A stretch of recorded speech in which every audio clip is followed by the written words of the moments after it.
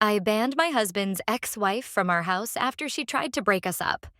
Then she got pregnant with her new BF and everything changed. I, 37F, have been married to my husband Ronald, 42OM, for 5 years now. We live in a beautiful house in the suburbs with our daughter Angel, 4F. Ronald has 2 children from his previous marriage, Max, 15M, and Libby, 12F. Their mother, Sheila, 40F, is Ronald's ex-wife. To give you some background, Ronald and I met at a charity event 6 years ago. At the time, I was working as an event planner, and Ronald's company was one of the sponsors. We hit it off immediately, bonding over our shared love of classic rock and terrible dad jokes. However, Ronald was upfront about his situation. He was in the middle of a messy divorce and had 2 young kids. He wasn't looking for a relationship, and honestly, neither was I. You see, I had just gotten out of a long-term relationship myself. My ex and I had been together for 7 years, and we'd been engaged for the last 2. But as we started planning our wedding, I realized we wanted different things in life. He was adamant about not wanting children, while I had always dreamed of being a mom. It was a deal breaker, and we parted ways amicably, but it left me wary of jumping into another serious relationship. So Ronald and I started as friends. We'd meet for coffee, chat about our lives, and offer each other support through our respective relationship struggles.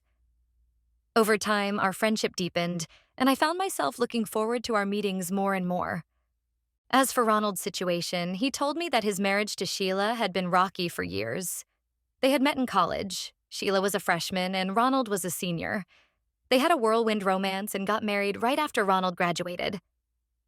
Looking back, Ronald admits they were too young and rushed into things without really knowing each other. The cracks in their relationship started showing when Max was born. Sheila struggled with postpartum depression, and Ronald, being young and inexperienced, didn't know how to support her properly. They managed to work through it, but it left a strain on their relationship. When Libby came along 3 years later, they thought having another child might bring them closer together. Instead, it only highlighted their differences. Ronald wanted to settle down and focus on family life, while Sheila felt like she had missed out on her youth and wanted to experience more. According to Ronald, Sheila started going out more, often leaving him alone with the kids. He later found out that she had been unfaithful multiple times during this period. The last affair was with a coworker, and it had been going on for months. When Ronald discovered it, he felt he had no choice but to file for divorce. The divorce process was brutal. Sheila initially fought for full custody, claiming that Ronald's work schedule made him an unfit parent. However, the court saw through this and awarded Ronald primary custody, with Sheila getting visitation rights. This is where I came into the picture. Ronald and I had been friends for about a year at this point, and I had watched him go through the painful divorce process. As he started to heal and move on, our relationship naturally evolved into something more romantic. We took things slow, especially considering the kids. I met Max and Libby about 6 months into our relationship, and I made it clear that I wasn't trying to replace their mom. It was challenging at first. Max was reserved and a bit hostile, while Libby was clingy and attention-seeking. But over time, we developed a good relationship. Sheila, on the other hand, seemed to lose interest in the kids after the divorce. She would often cancel her visitation weekends or cut them short. There were times when Ronald would get calls from the kids, upset because their mom had forgotten to pick them up from school on her designated days. Ronald and I got married 2 years after we started dating. By this time, Max and Libby had warmed up to me considerably. Max even gave a sweet speech at our wedding about how happy he was to see his dad smiling again. Sheila didn't attend the wedding, which upset the kids, but we tried to make the day as special as possible for them. Things changed when Sheila got into a new relationship with a guy named Tom, 45M, about a year into our marriage. Suddenly, she wanted to be more involved in the kids' lives. She started showing up for every visitation, calling them regularly, and even trying to get more custody. Ronald and I were surprised by this sudden change, but decided to give her a chance for the sake of the kids. However, things started getting uncomfortable when Sheila began showing up at our house unannounced. She would come to pick up or drop off the kids, and then linger around, making small talk and trying to insert herself into our family time. At first, I tried to be polite and accommodating, but it started to feel invasive. She would make comments about how the house had changed since she lived there, or remind the kids of memories from when she and Ronald were married. It made me feel like an outsider in my own home. Ronald noticed my discomfort and tried to talk to Sheila about boundaries, but she would brush it off, saying she had a right to be involved in her children's lives. The situation escalated last Thanksgiving. We had invited Ronald's parents and my family over for dinner. It was the first time both our families were coming together, and I had spent weeks planning the perfect menu and decorations. Sheila knew about this because Max and Libby were spending the holiday with us. To our shock, she showed up at our doorstep an hour before dinner, with Tom in tow, claiming she wanted to surprise the kids. Ronald was visibly upset but didn't want to cause a scene in front of everyone. We reluctantly let them in, and Sheila proceeded to dominate the conversation at dinner, sharing embarrassing stories about Ronald from their marriage and making pointed comments about how she used to host better Thanksgiving dinners when she and Ronald were together. I could see my family exchanging uncomfortable glances, while Ronald's parents seemed torn between being polite to Sheila and supporting us.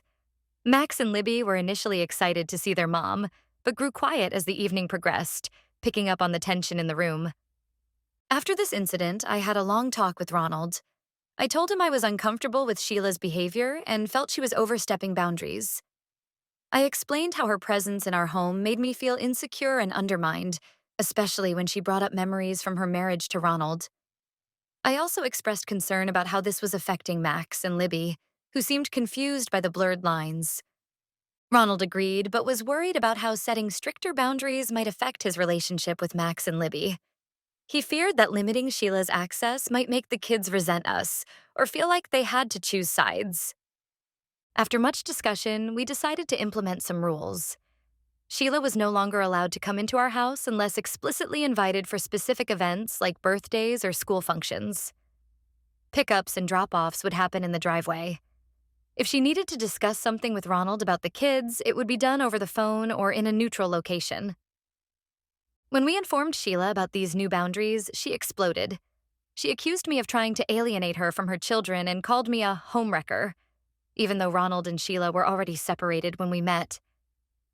She then turned to Ronald and said he was being manipulated by me and that he would regret pushing away the mother of his children. Max and Libby were upset about the new arrangements, too.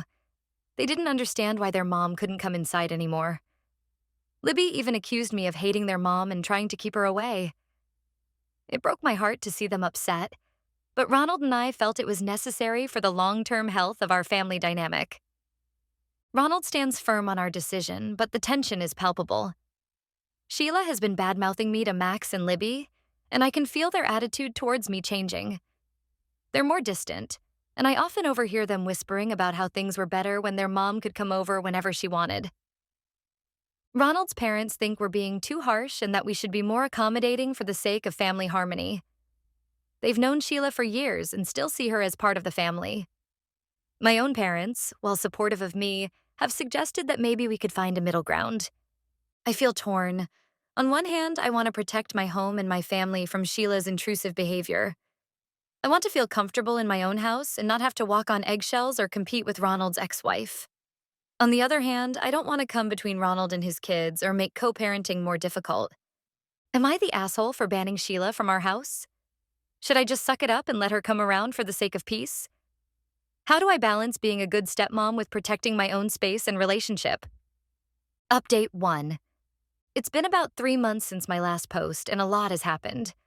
I want to thank everyone for their advice and support. It really helped me gain perspective on the situation and gave me the courage to address some issues I had been avoiding. After reading the comments, Ronald and I had a long, honest conversation about the situation with Sheila. We realized that while our intentions were good, banning her completely from the house might have been too extreme.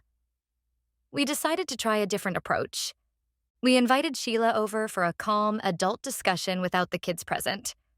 To our surprise, she agreed. I was nervous about this meeting, given how our last interaction had gone, but I was determined to approach it with an open mind. During this meeting, we laid out our concerns about her behavior and how it was affecting our family dynamic. We explained how her unannounced visits and comments about their past made me feel uncomfortable in my own home. Ronald also expressed his frustration with the way she had been inconsistent with the kids in the past, and how her sudden increased involvement, while positive, felt destabilizing. To our surprise, Sheila listened without interrupting. When it was her turn to speak, she admitted that she had been feeling insecure about her place in Max and Libby's lives, especially since they seemed to be bonding with me. She confessed that her actions were driven by a fear of being replaced and guilt over her past neglect of the kids. Sheila shared that seeing Ronald happy and moved on had stirred up a lot of complicated emotions for her. She realized she had taken her family for granted when she was married to Ronald, and now felt like she was watching from the outside as someone else lived the life she could have had. While this didn't excuse her behavior, it helped us understand where she was coming from. It was a moment of vulnerability that I hadn't expected from Sheila, and it made me see her in a different light. We came up with a new set of boundaries that everyone could agree on. 1. Sheila would be allowed in the house, but only for specific events related to the kids, birthdays, school events, etc. 2. She would call or text before coming over. No more surprise visits. 3. Any discussions about co-parenting would happen in a neutral location, not in our home. 4. There would be no negative talk about any parent in front of the kids. 5. We would have a monthly check-in, just the adults, to discuss any issues or concerns. For a while, things seemed to improve. Sheila respected the new boundaries, and the tension in the house decreased. Max and Libby were happier, and Ronald felt less stressed about managing his ex-wife and our family life. I started to feel more comfortable in my role as stepmom, and my relationship with the kids began to improve again. However, about a month ago, something happened that threw everything into chaos again. Ronald received a call from Tom, Sheila's boyfriend. Tom told Ronald that he needed to talk to him in person about something important regarding Sheila. Ronald met Tom at a local coffee shop, and what Tom revealed shook us to our core. According to Tom, Sheila had been lying to all of us. She wasn't just feeling insecure about her place in the kids' lives. She had been actively trying to break up Ronald and me. Tom had discovered a journal where Sheila had been detailing her plans to win Ronald back. She had been deliberately trying to create tension between Ronald and me, hoping we would eventually break up. The increased involvement with the kids, the surprise visits, the comments about their past, it was all part of her plan. But it went even further than that. Sheila had been telling Max and Libby that I was the reason their parents couldn't get back together. She had been feeding them stories about how Ronald still loved her and would leave me if it weren't for Angel. Tom had overheard her coaching Max on how to act cold towards me to make Ronald reconsider our marriage. Tom felt guilty about keeping this information to himself and decided to come clean. He even showed Ronald photos he had taken of Sheila's journal entries, where she detailed her plans to win Ronald back. Ronald was furious. He confronted Sheila with this information, and she broke down, admitting to everything. She confessed that she had never gotten over Ronald and had been hoping to reconcile ever since she saw how well he was doing with his life. She said she regretted her past actions and thought if she could just get Ronald to remember the good times, he would realize they were meant to be together. Now we're back at square one, but with an even bigger mess to deal with. Max and Libby are confused and hurt, feeling betrayed by their mother's manipulation. When we sat them down and gently explained what had been going on, Max stormed off to his room, while Libby burst into tears. Ronald is struggling with how to move forward with co-parenting after this breach of trust. He's angry and hurt, not just for himself, but for the kids. He's considering going back to court to modify the custody agreement, feeling that Sheila's actions demonstrate a disregard for the children's emotional well-being. As for me, I'm left with a mix of emotions. On one hand, I feel vindicated in a way, knowing that my instincts about Sheila were right. But I also feel incredibly sad for Max and Libby, who are the real victims in this situation. I'm worried about the long-term impact this might have on their ability to trust and form relationships. We're considering family therapy to help Max and Libby process this revelation. Ronald is also looking into modifying the custody agreement in light of Sheila's actions. Tom has broken up with Sheila and has offered to testify if we need to go to court. Sheila has been sending a barrage of apologetic texts and voicemails, begging for another chance. She claims she's realized the error of her ways and wants to make things right. Ronald and I are skeptical. given how long this deception went on, but we're trying to handle the situation in a way that's best for the kids. I find myself lying awake at night, wondering how we move forward from here. How do we help Max and Libby trust again after their mother's betrayal? How do we balance protecting them with allowing them to have a relationship with their mother? And selfishly, how do I shake this feeling of insecurity that Sheila's actions have stirred up in me? I love Ronald and our family, but I never imagined co-parenting would be this complicated. Any advice on how to navigate this situation would be appreciated. Update 2. It's been 6 months since my last update, and I wish I could say things have gotten better, but unfortunately, they've only become more complicated. After the revelation about Sheila's manipulation, Ronald did modify the custody agreement. He now has full custody of Max and Libby, with Sheila having supervised visitation rights. This decision wasn't taken lightly, but given Sheila's actions, the court agreed it was in the best interest of the children. The process was grueling. Sheila fought against the modification, claiming that her actions were a momentary lapse in judgment driven by emotional distress. She brought character witnesses, friends and coworkers, who testified about what a loving mother she was. But in the end, Tom's evidence and testimony, along with the documented history of Sheila's inconsistent involvement in the kids' lives, swayed the judge in Ronald's favor. We also started family therapy as planned. It's been a challenging process, but it's helping Max and Libby work through their feelings of betrayal and confusion. They're slowly starting to understand that their mother's actions weren't their fault, and that it's okay to still love her while being upset with her choices. The therapist has been working with them individually and as a group with Ronald and me. She's helped us establish open lines of communication and create a safe space for the kids to express their feelings. It's been eye-opening to hear some of their fears and insecurities that they hadn't felt comfortable sharing before. However, about 2 months ago, we hit another snag. Max, who had been quiet and withdrawn since learning about his mother's manipulation, suddenly lashed out at me during dinner. We were having a normal conversation about his upcoming school project when he abruptly stood up, knocked his chair over, and started yelling at me. He accused me of ruining his family and said that if I had never come into the picture, his parents would still be together. He said he hated living with us and wished he could go back to when it was just him, Libby, and his parents. The outburst left everyone at the table stunned. Ronald immediately defended me, telling Max that his behavior was unacceptable and that he needed to apologize. But I could see the pain in Max's eyes beneath the anger. It was clear he was still struggling to process everything that had happened. Libby, who had been making progress in therapy, retreated into herself, picking at her food and refusing to make eye contact with anyone. The therapist explained that this kind of reaction is normal for children in Max's situation. He's grieving the loss of the family unit he once knew, and the image he had of his mother. We're working on giving him space to express his feelings while also maintaining firm boundaries about respect in our household. But just when we thought things couldn't get more complicated, Sheila dropped another bombshell. She announced that she's pregnant with Tom's child. Yes, the same Tom who had exposed her plans to break up Ronald and me. Apparently, they reconciled shortly after the custody modification, bonding over their shared guilt and desire to make amends. This news has thrown Max and Libby into another emotional tailspin. They're excited about having a half-sibling, but also worried about being replaced in their mother's life. Max, in particular, seems to be struggling with conflicting emotions. On one hand, he's still angry with his mother for her manipulation. On the other, the idea of a new sibling has reignited his desire for a relationship with her. Libby, surprisingly, has been more open about her feelings.